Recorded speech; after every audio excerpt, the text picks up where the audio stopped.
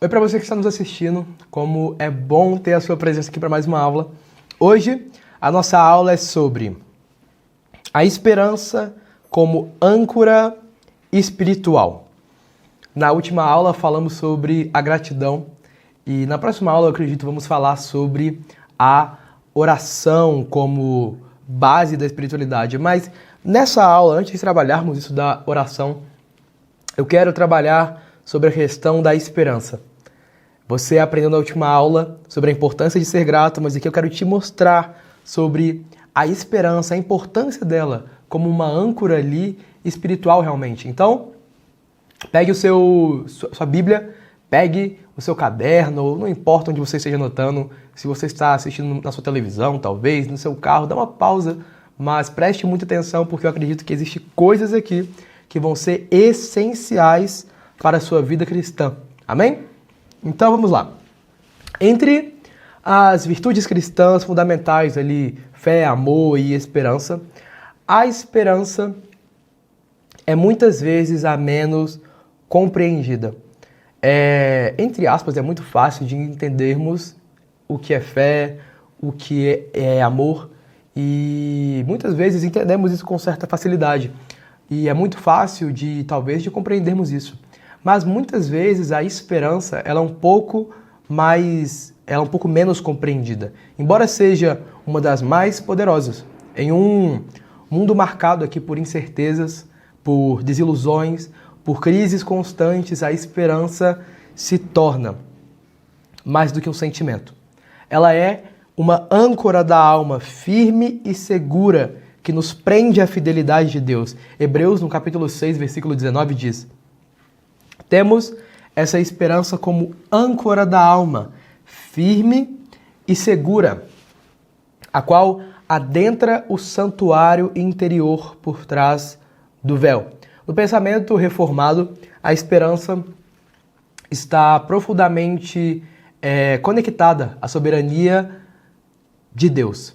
E ali também a promessa que ele nos traz. João Calvino, por exemplo, escreveu: a esperança é a expectativa da bem-aventurança prometida por Deus. Ela se fundamenta não em nossas circunstâncias, mas na palavra de um Deus que não mente. Aqui nós vemos em duas partes aqui. Aqui, primeiramente, João Calvino mostra aquilo que eu disse sobre a promessa de Deus das bem-aventuranças. E aqui sobre a soberania, sobre um Deus que, se ele diz, ele é capaz de fazer. E se ele disse, ele não volta atrás com a sua palavra, ele não mente.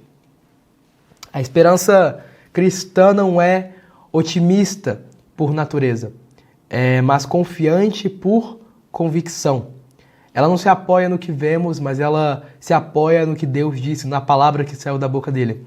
A verdadeira espiritualidade não é medida pela ausência de problemas, mas pela presença da esperança no meio deles.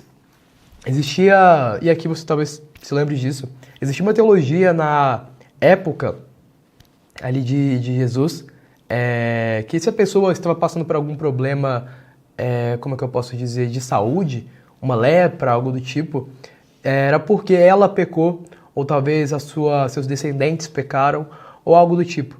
Mas a esperança, a espiritualidade, ela não é a ausência de problemas. Então, se você não tem problemas na sua vida, se você não está doente, se você não está limitado ali a uma situação, não significa que você seja mais espiritual do que a pessoa que está numa doença, a pessoa que está num problema. Não. A espiritualidade ela é medida sobre como você se comporta nessa situação de problemas. Aqui, vamos entrar na mensagem, na aula. Esperança como virtude teológica. A esperança cristã não é um sentimento vago de que as coisas vão melhorar. Ela é uma virtude teológica, é uma virtude ali bíblica, ao lado da fé e do amor. E ela é fundamentada no caráter imutável de Deus. Não é uma fé cega, Não é uma fé pelo que você não entende. Não, você deve ter esperança porque você olha para Deus e você entende que Ele é imutável, o caráter dele é imutável. Então, se Deus disse, Ele vai cumprir. E se Ele disse, você precisa ter esperança na palavra que Ele liberou. Talvez essa palavra não saiu da boca de um profeta. Talvez essa palavra não seja da pessoa que você mais confia na sua vida. Mas se é uma palavra que saiu diretamente da boca de Deus, você pode ter certeza que ela vai se cumprir e você pode ter esperança nessa palavra. Muitas vezes limitamos o falar de Deus ali apenas ao que um homem de Deus, uma mulher de Deus vai falar ali num ato ali profético. Esperamos essa palavra profética, mas se Deus disse no secreto com você, se agarre nessa palavra.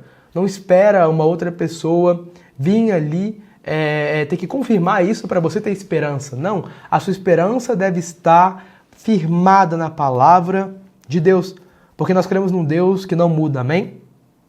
Aqui, segundo ponto da aula de hoje, esperança e sofrimento.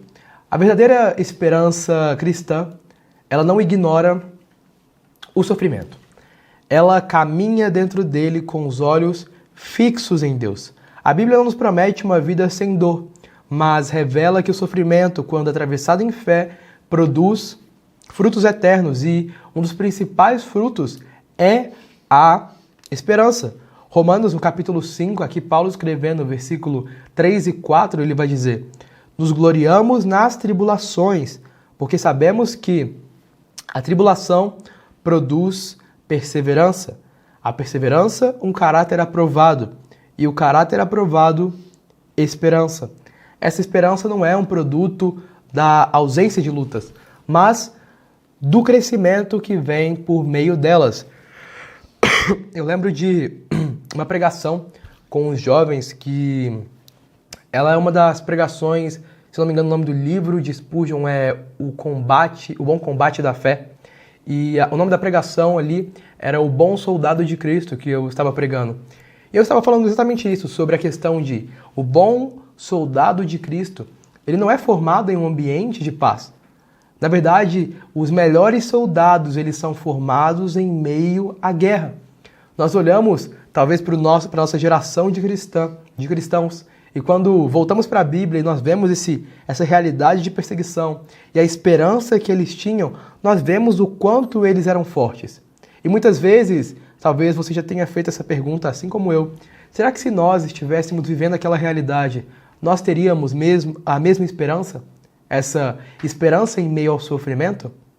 Muitas vezes eu tenho dúvida disso quando eu olho para a nossa geração. Por quê? Porque o sofrimento que eles passavam ali fez eles amadurecer.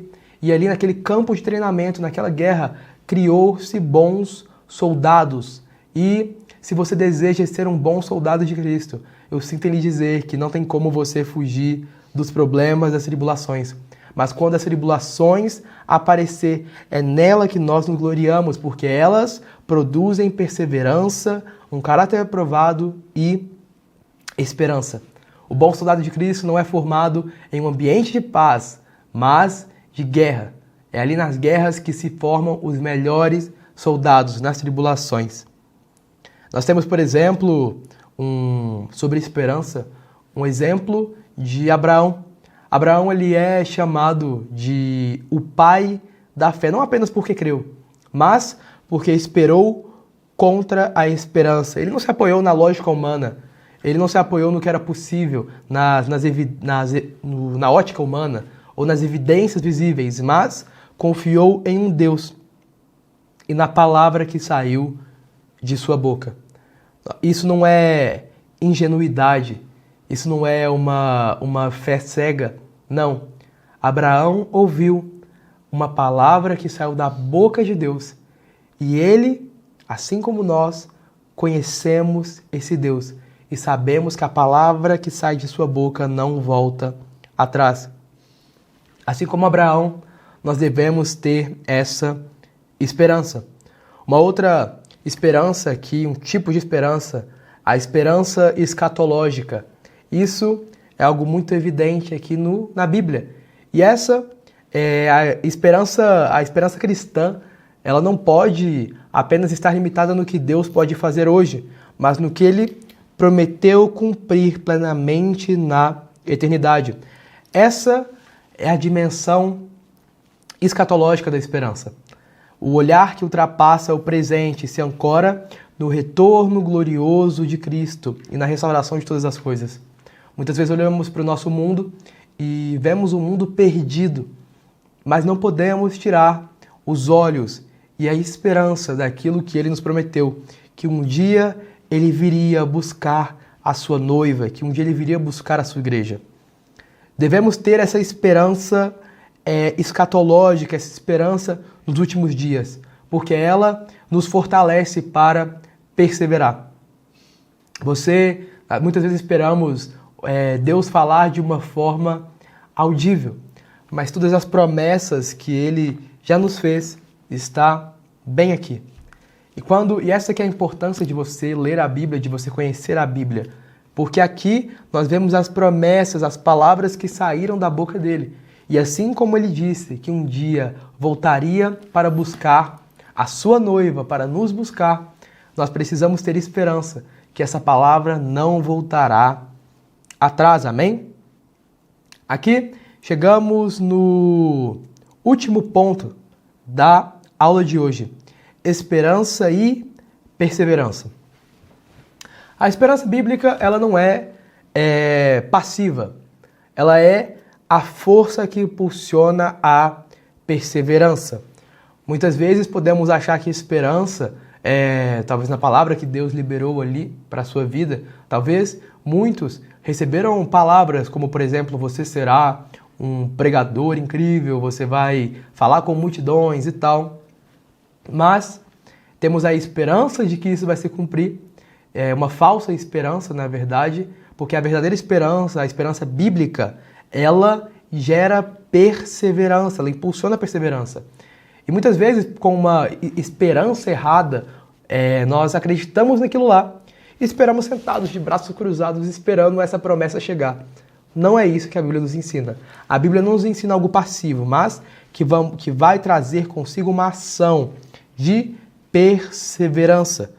Em Lamentações, no capítulo 3, versículo 21 e 22, diz: quero trazer à memória o que me pode dar esperanças.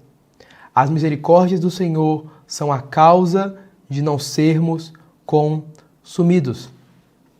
Vamos entender aqui o contexto. Jeremias escreveu isso em meio a ruínas, ou seja, esperar em Deus não é ignorar o caos, é resistir dentro dele com fé. A perseverança é a resposta da alma que, mesmo abatida, decide esperar pela fidelidade divina.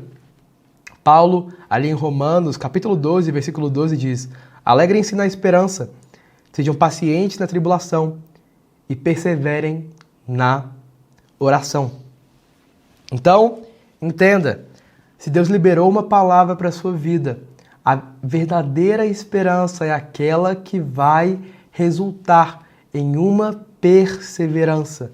Então, creia na palavra que Deus te entregou. Tenha esperança nela e se mova nela. Não espere de braços cruzados ou deitado na sua cama confortável, mas caminhando até essa palavra se cumprir. Amém? Aqui, chegamos ao fim de mais uma aula e eu quero te deixar essa pergunta. Você tem vivido com essa esperança viva? A sua esperança tem gerado perseverança? Reflita sobre isso. E na próxima aula eu te aguardo para mais uma aula do nosso seminário de teologia. Amém? Deus abençoe.